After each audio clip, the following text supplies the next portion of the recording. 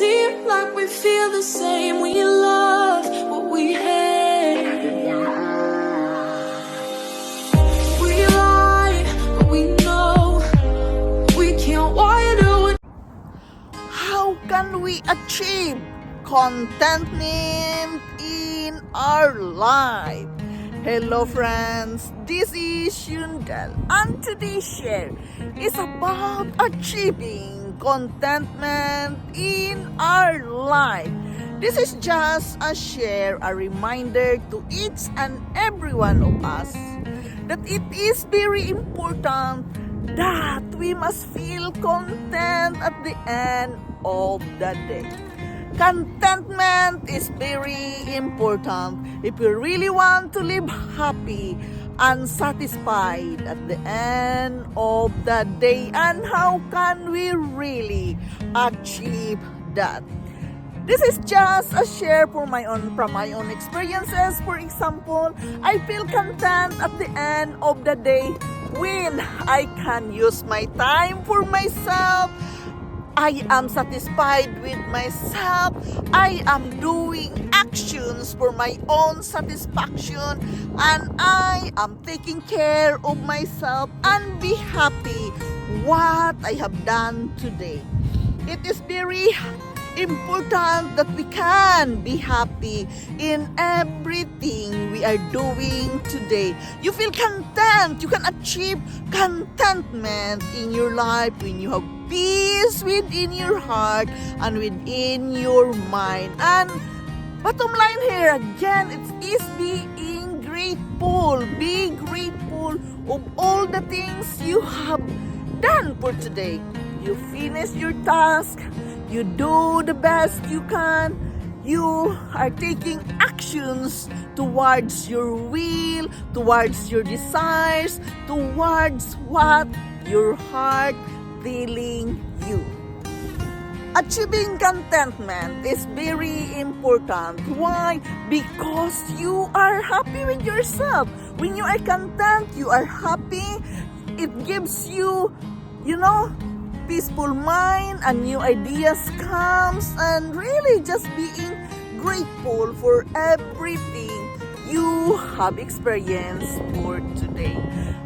The key here really is being grateful and being happy of all the things you accomplished in your life. What you have accomplished today, all throughout the years, how many successes you have reached, the goals you have reached. It is about acknowledging our own success, our own goals which we achieve. Achieving contentment is about being satisfied for the work you have done for yourself, for the task you have done for others. It is about really satisfaction. You feel content when you are satisfied of what you are doing, and be happy with that. I know it's not easy, but in my own reading, it sounds so simple really to achieve contentment, but it is very difficult to fulfill sometimes. And why is that? Because we don't acknowledge our own greatness. We don't acknowledge how good we are of doing our task. We are just taking it for granted, thinking that this is the work I must done. I have done this, and so be it. No.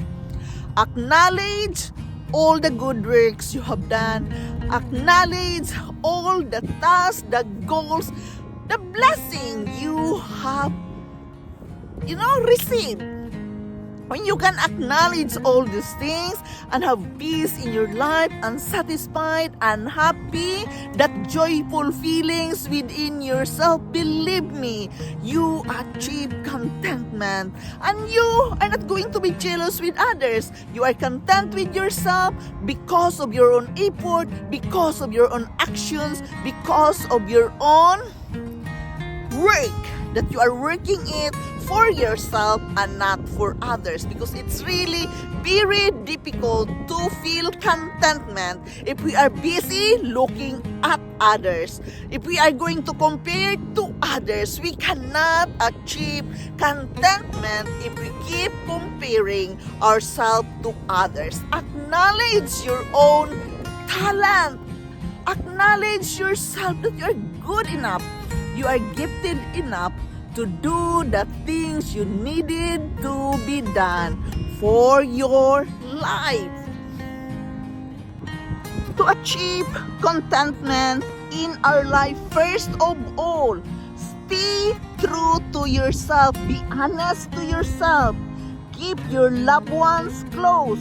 Record and share the things you're grateful for. Practicing gratitude helps you focus more on your positive emotions and reminds you of what meaningful your life is.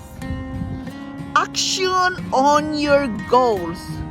Yes, you must take action on your goals and take care of your health. It's very difficult to feel content, to achieve contentment if you are not in good health because something is bothering with your health. And of course, in our life experiences, we experience a lot of different kinds of emotions, heartaches, and disappointments. You have to let go of the past if you really want to achieve contentment. You must avoid comparing yourself to others. This is also one thing. You are good enough. You are talented enough. What you have, there's no other like you. Remember that. Take a time for yourself. A time out with no telephone, with no television or social media. Carve out time to let your mind wander. Be out in the nature, by the beach or by the water or by the forest. Take time to let your mind wander. Take yourself in a date. Make a self-date for you to satisfy, for you to feel good with yourself, to just be you. And get physical exercises and be mindful what you are eating. That what you eat is what you are. Be mindful of foods you are getting energy from. Yes, it is always mentioned, spend time with the nature. The nature is our healer. It gives us good mindset, positive feelings when we are out here in the nature. Lean into the peaks of being alone. This is very important. Many of us don't like to be alone because they said they are lonely. Take time to be alone and be happy or just content with yourself, knowing and understanding that happiness is typically characterized by a more intense and fleeting emotion.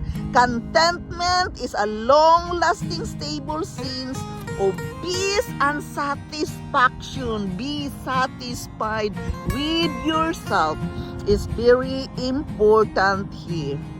To work towards our contentment and happiness, we must not stress out.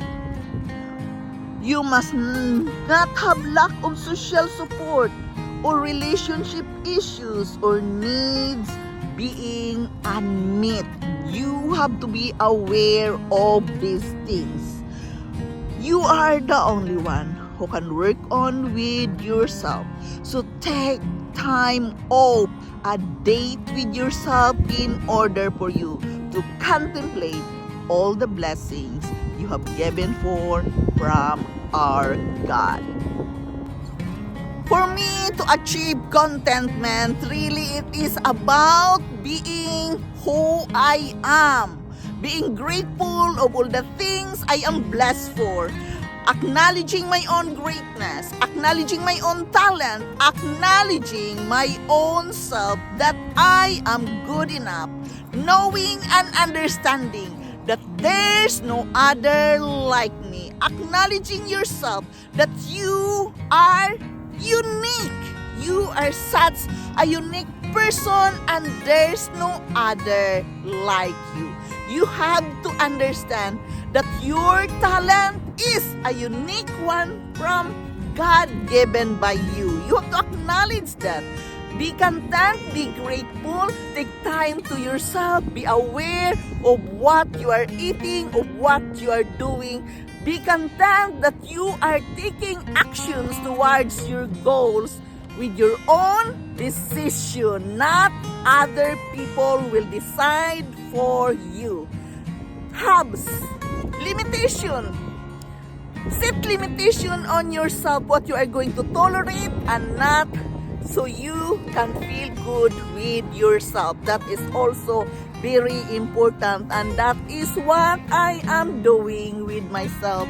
That when it is no, it is no. When it is yes, it is yes. It is about setting limitations for yourself so you can feel good with yourself.